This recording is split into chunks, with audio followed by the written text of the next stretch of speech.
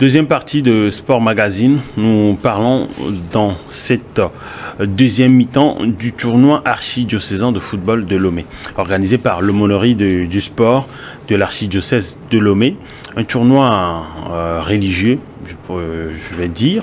Et pour en parler, j'ai sur ce plateau le président d'organisation, qui est avec moi ici, Christian Ataï. Un plaisir de vous retrouver. Ça fait la deuxième fois que vous passez. Exactement, plaisir partagé.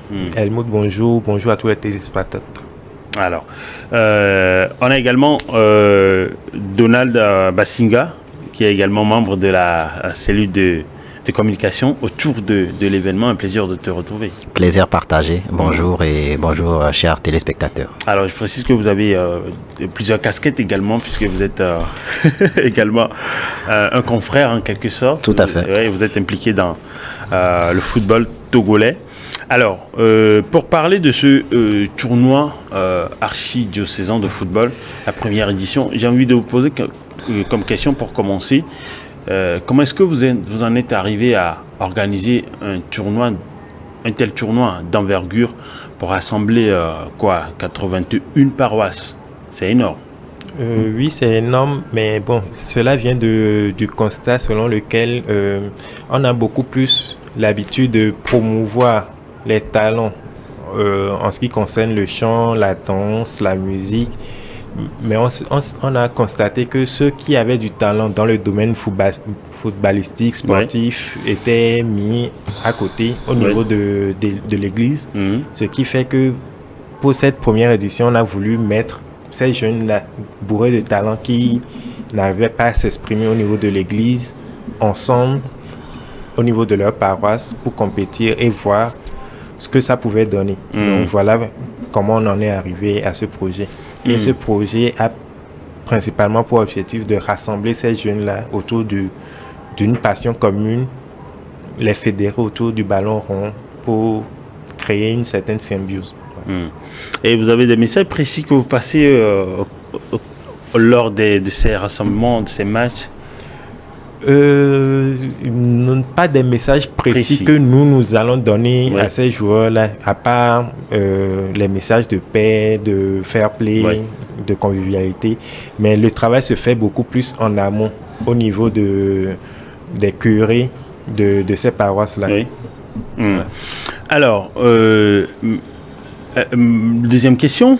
Alors, comment est-ce que ces phases parce qu'il y a eu deux phases. Il y a eu une première phase où les 81 paroisses se sont affrontées pour qu'on en vienne à la deuxième phase qui est la phase de poule, où il y a eu 3 phases, 4 équipes, 2 poules de 4 équipes et puis une troisième poule de 3 équipes. Alors comment cela s'est déroulé sur les 10 derniers mois, je pourrais dire, parce que ça a commencé depuis le 20 août. Depuis le 20 août. Alors il faut dire que ce tournoi archidiocésain, comme vous l'avez annoncé, c'est un tournoi organisé par l'aumônerie du sport de l'archidiocèse de Lomé. C'est donc une compétition qui a regroupé les paroisses catholiques et comme vous le disiez, elle a commencé le 20 août dernier. Et elle s'est subdivisée en 2 phases. La première phase a regroupé les doyennés. Quand on parle de doyennés, c'est des zones géographiques de l'archidiocèse de Lomé. Le doyenné Lomé Ouest 1, par exemple, regroupe les paroisses de Tochi, Avenou, Aveji, etc.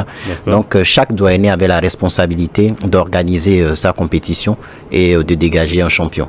Donc, à l'issue de cette première phase, on a eu 11 doyennés qui ont réussi à organiser leur compétition dans les règles de l'art. Et donc 11 paroisses se sont qualifiées pour la seconde phase. Et voilà, cette seconde phase, ces 11 équipes qualifiées ont été regroupées en 3 poules. Les 2 premières poules étaient composées de 4 équipes. La dernière poule de 3 équipes. Et à l'issue de la phase de poule, 4 équipes ont réussi à se qualifier pour les demi-finales. Les premiers de chaque poule et le meilleur deuxième. Et voilà, à l'issue de cette demi-finale, on a la paroisse Saint-Joseph de Covier Severo Djemeke qui a pris le dessus sur la paroisse Cœur Immaculé de Marie de Télésou sur le score d'1-0.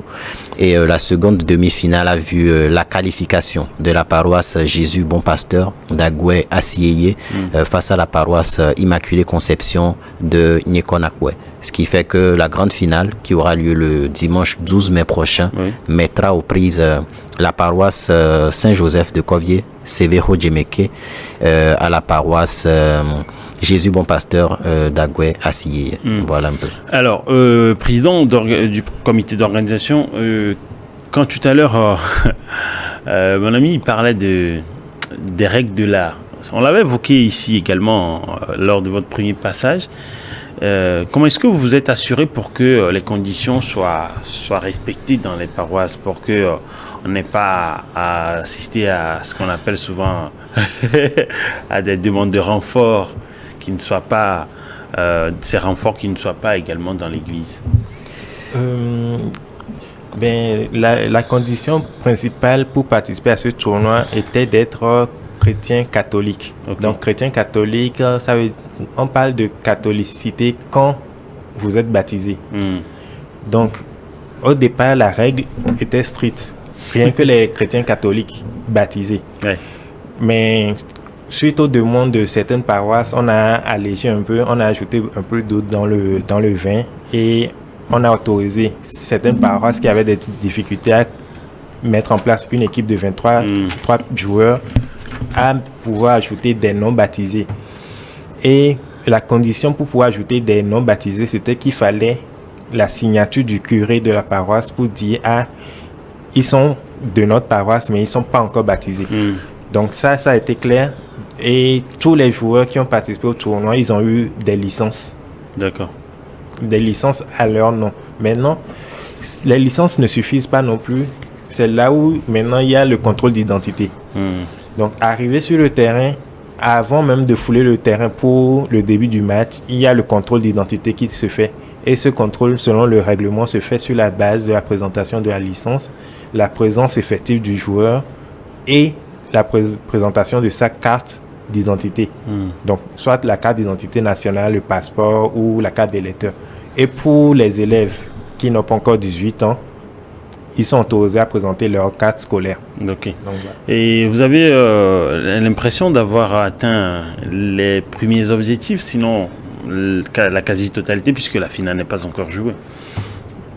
Oui, pour le moment, on peut dire qu'on a un satisfecit total par rapport aux objectifs, parce que les principaux objectifs étaient de pouvoir rassembler les jeunes autour du ballon rond. Et quand on va sur le terrain et quand on voit l'engouement autour des équipes, on ne peut que se féliciter d'avoir mis en place un tel tournoi. Voilà. Alors, maintenant par rapport en termes d'organisation, c'est-à-dire de pouvoir fédérer toutes ces paroisses, est-ce que parce que c'était pas évident? Oui, c'était pas évident et heureusement on a eu à se faire aider par d'autres jeunes qui étaient aussi motivés que nous. Okay. Il y avait aussi les bureaux paroissiaux et des canaux des CCACJ, donc les jeunes des différentes paroisses qui étaient là pour vraiment nous aider, nous pousser à bout. Pour donner le meilleur de nous-mêmes, et c'est ce qu'on a essayé de faire. Alors, la finale a lieu ce 12 mai 2024. Où exactement? Entre quelle équipe? On en a déjà parlé tout à l'heure, mais ce que je voudrais savoir, c'est ce que cela sera. C'est-à-dire cette finale, ce sera une fête également. Bien sûr, ce sera une fête. Comment cela sera organisé? Alors, déjà, comme je l'ai annoncé, il y aura 2 matchs. Oui. Il y aura le match de classement et enlevé de rideau de la grande finale. Mais il n'y aura pas que des matchs. Il y a également l'athlétisme qui sera au menu avec de jeunes filles qui vont également montrer leur talent. Il y aura des invités surprises également, la remise des prix. Il y a beaucoup de choses. Et puis, il y aura bien sûr le spectacle sur le terrain avec une compétition qui, cette seconde phase, il faut dire qu'il y a eu 40 buts au cours de cette compétition. Ça fait une moyenne de 2,5 buts marqués par match. Ça veut dire que le spectacle est au rendez-vous. C'est beaucoup. Ça veut dire que ces 2 matchs-là, il y aura encore du spectacle. Donc, on va inviter le public sportif, les entraîneurs à venir découvrir du talent. Beaucoup de surprises seront au rendez-vous. C'est bien que vous le dites. Je ne sais pas si je l'avais évoqué lors de la première émission, mais j'ai envie de poser, en tout cas cette fois, pourquoi vous ne l'avez pas organisé également pour les filles? C'est la première édition. Okay. Donc pour cette première édition, pour l'expérience, on a voulu aller avec les garçons, les hommes. Peut-être pour la seconde édition ou les prochaines éditions, vous allez l'expérimenter. On va peut-être demander aux filles aussi de participer. Mais justement, c'est parce que les filles n'ont pas eu à compétir que pour cette finale, on a inséré l'athlétisme. L'athlétisme est réservé juste pour les filles. D'accord. Donc, ce sont les représentantes des 4 équipes demi-finalistes qui vont compétir au niveau de l'athlétisme. Donc, il y aura le 100 mètres et le 400 mètres. Donc, voilà. Alors, comme je l'ai dit également lors de la première émission, est-ce que vous n'envisagez pas de pouvoir également vous frotter à d'autres équipes qui ne soient pas de votre archidiocèse? Oui, comme on l'avait déjà dit, je le répète donc, ça c'est la première édition. Oui, mais est-ce que vous l'envisagez? Moi, je ne mets pas. Après cette édition, on verra dans la mesure du possible comment faire une équipe, former une équipe entre guillemets nationale pour l'archidiocèse de Lomé qui pourra aller affronter les équipes des autres diocèses du Togo, pardon. Du Togo. Oui. Alors, pour la finale, c'est pour le 12 mai. Et en perspective, je le répète encore, en perspective pour les prochaines éditions, si vous devriez modifier quelque chose, bien améliorer, j'allais dire, ce serait quoi? Déjà, pour cette première édition, espérer avoir beaucoup plus de paroisses. Beaucoup plus de paroisses peut-être, et puis voilà, être pointilleux également sur certaines règles, surtout au niveau de la première phase où on a laissé la responsabilité à certaines paroisses, et puis voilà, ajouter peut-être des règles encore plus pointilleuses pour pouvoir nous faciliter la tâche au cours de la seconde phase. Voilà. Oui, Président, la même question. Oui, Donaldo vient de le dire. Je pense qu'on va être un peu plus rigoureux sur certains aspects du règlement parce que au cours de la première phase, il y a eu certains laissés-aller qui nous ont rattrapés au niveau de la seconde phase, même jusqu'au niveau des demi-finales. Ça n'a pas été facile. Donc, principalement ça, et puis une meilleure participation au niveau des paroisses parce que pour cette première édition, les 13 doyennés que contre l'archidiocèse de Lomé n'ont pas participé. Donc on espère pour la deuxième édition, voire les autres éditions, que les 2 qui n'ont pas pu participer puissent se joindre à la danse. Alors, si vous devriez lancer un message par exemple aux parents ou encore aux jeunes, pas uniquement, d'abord peut-être catholiques et même qui nous suivent, chers téléspectateurs ou internautes, pour pouvoir venir sur cette finale, ce serait quel message? Attention, il faut les convaincre. Ce qu'ils pourraient gagner en venant sur cette finale? Déjà, ce qui est sûr, ce sera une belle fête autour du ballon rond. Donc, nous les invitons à venir participer avec nous à cette fête-là, à cette fête du ballon rond. Je précise que la finale et le match de classement auront lieu le même jour, le 12 mai. Donc 13h30 pour le match de classement et 15h30 pour la grande finale au stade Omnisport de Lomé. Et l'entrée est libre et gratuite pour tout le monde. Alors, je pense que ça convainc. Entrée libre et gratuite pour tout le monde. Il y aura au rendez-vous donc de la ferveur, de l'émotion. Il y aura également du spectacle parce que c'est un match d'envergure et où au stade Omnisport de Lomé, c'est pas petite affaire. Et donc vous êtes conviés ce 12 mai, déjà à partir de midi ou 13h, les téléspectateurs, vous pouvez faire le déplacement pour suivre ce match. C'est toujours bon pour ce sport, le football togolais. Merci à vous d'être passé. Et je pense que vous devriez avoir des personnes à remercier naturellement. Oui, sinon des organisations. Oui, nous remercions tous nos partenaires, tous ceux qui ont bien voulu nous accompagner durant cette édition, cette première édition du tournoi archidiocésain de football. Toutes ces personnes-là qui, de près ou de loin, nous ont soutenus, nous les remercions. Je ne voudrais pas citer de nom ici. Même pas l'aumônier. Donc, je ne voudrais pas citer de nom ici particulièrement, mais bon, comme vous le dites, l'aumônier du sport, on le remercie, le père Jean-Paul Boli, Oui. aumônier du sport de l'archidiocèse de Lomé. Nous le remercions d'avoir initié ce tournoi déjà. Et nous invitons tout le monde à être présent le dimanche.